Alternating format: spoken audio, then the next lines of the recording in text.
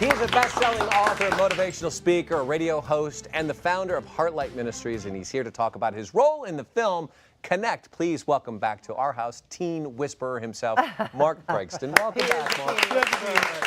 Welcome back, Mark. You have the teen whisperer, which I've got to learn some of these skills. There you go. Basically, because you've been able to, help teens through some of those darker times in their life. Let's talk about this movie. Kirk Cameron comes to you and says, "Hey, I'm doing this movie called Connect." Yeah, what he was doing was putting together a group of people that can just give him some direction.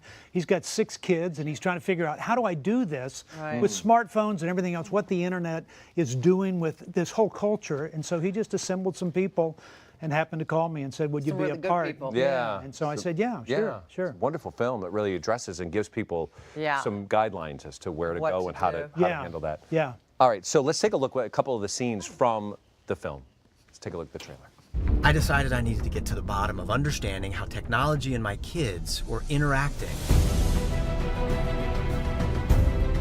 Unfortunately, a lot of parents are saying just do whatever you want. 50% of kids feel they're addicted to their social media. Yeah, if you're a kid with a smartphone, you could look up anything you want. It's a free-for-all. You can look at pornography. There's constant reinforcement, pings, tings, new friends. I got to create my life the way I want it to be seen. It wasn't my true reality. My daughter has tons of Instagram friends, but she has no friends. They're more like strangers that have been identified. The words they start giving you is the words you believe. That becomes their life, their social media world. But that world can be quickly upended. Serious stuff. It is serious stuff. So Kirk was really looking for a way to build walls around his kids to sort of protect them. But you say a better safeguard is learning the difference between teaching and training. Oh, yeah. What do you mean? Well, I think there's this attitude that we have that we've got to keep our kids from everything that can possibly poison them or cause them to go astray. And I look at that in the earlier years of a child's life. Absolutely, that's what we need to be doing. But at some point, you've got to start making the transition and allowing kids to be exposed to what the world's going to be like and move from a teaching model to a training model so that I'm giving them the opportunity to now learn how to do that. And that's usually starting a little bit earlier on. Before they shut you out and quit listening to you in their teen years, do something a little bit early where you can help them to learn how to empower them almost, if you will, to handle that which they're going to be exposed to eventually anyway. So those years you say shut you out. So you're saying it's too late at one point or another? Or I don't think it's too late, but I do think we can go back and change the way that we've engaged with our kids to prepare them to be involved in a world that's contrary to what most of us would say that we'd want to be raised in. And so it's just helping kids, I think. I want to teach you how to handle this, but I also want to train you and let you start making some decisions and take control of your life so that they're not 17 years old and I'm controlling them on their smartphone. So it's important to teach them so that when you are training them, they will make the right choice. Well, I hope that they will, and that means you have to start pretty early. Yeah. I mean, we do this. We protect our kids way too much. I mean, that's why the American Medical Association has increased the age of adolescence to age 27. Oh, my. Wait, adolescence at 27? Isn't that amazing? American that was Journal of over when you were Adolescent 18. Psychiatry. Yeah. Yeah. It's not. Move out. Yeah. Wait. It's not. Our kids are not maturing as fast as they used to mature, and part of it is because we want to protect them. We feel like there's so many evil things out there.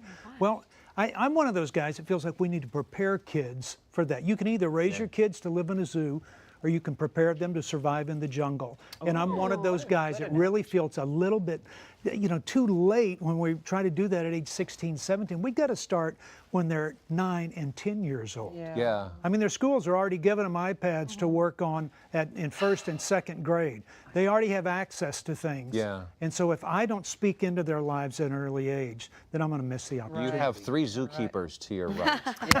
And Ken has 3 animals living with him. And so one of my questions, like, what age do you think is the right age for them to get their first phone? Like, That's a great question. Rising second grader now. Yeah. You know what? I mean, this is controversial, but I think like 8 or 9. Okay. Yeah. And what you do is you get very involved with them at 8 or 9, where you kind of circle up everybody around them and you stay on top of them and you're very intentional about who they can be exposed to, what apps they can go to, but you start teaching them and training them while they're still listening to you, because in a few years they're going to quit listening to you. Oh, so you say not just a phone, you think a smartphone. They have a smartphone at 8 or 9. They have access to, they have access to the internet already. Right. I mean, what I would do is limit the apps that they can go to and all that, but we just don't eliminate everything. At some point, your child is going to have to make decisions in the real world, and the earlier I start, the better off I'm going to be. I told Coco 16, so I guess I got it. Wow. My master gave my niece a phone at 11, and I was beside myself. She said, "You're going to be the strictest mom. Calm down." Wow. Like, no. Yeah. Maria, where do you fall on that? Yeah, well, so my son is 4.5, but right now a lot of parents who have kids that age give, not to have as their own, but like when you're in a restaurant. So my question is, when I'm in a restaurant situation with family or friends and all the other kids are holding on to phones like this, and how do I handle that situation with my son? Because I end up giving in, but I want him to learn how to be at a restaurant and not be on a phone. Yeah, you know what? I mean, it's good to give them. It's fun for them to have your phone or an iPad because it makes for a nicer dinner, right? Well, yeah. You don't have to deal with it. But the problem is, you want your child to learn how to engage with adults and how to learn to not be entertained all the time. Right. And so at some point, I think we do give it to them. And then at other times, we say, just for the sake of them learning how to engage, then I stop. You know, you can't say I'm going to get my child addicted to always being entertained at the dinner table and then be concerned when they're 13 and 14 that they never speak to anybody anymore because they need to be entertained. Yeah. So true. Orly, where do you stand on this? Oh my gosh, my brain's exploding. Yeah. Well, I have a question actually about, I know there are certain, I don't know if it's like apps or devices that can kind of prevent your kids from visiting certain sites. You can like block things. Is that like a good way, or do we want to expose them to it and they need to use their own like self-control to not visit it or something? You know, I think anything that we can do to help at the beginning stages to protect them, we've got to do that. Yeah. But a parent's got to be very intentional about being engaged with their child during that time. And then as they get older, I loosen the ropes a little bit. When they're 14, I back off. I'm now training. By the age 16, 17, I'm letting them have full access. I'm not watching them all the time, always hovering over them, because I am training them to be able to make great decisions in their life once they turn 18.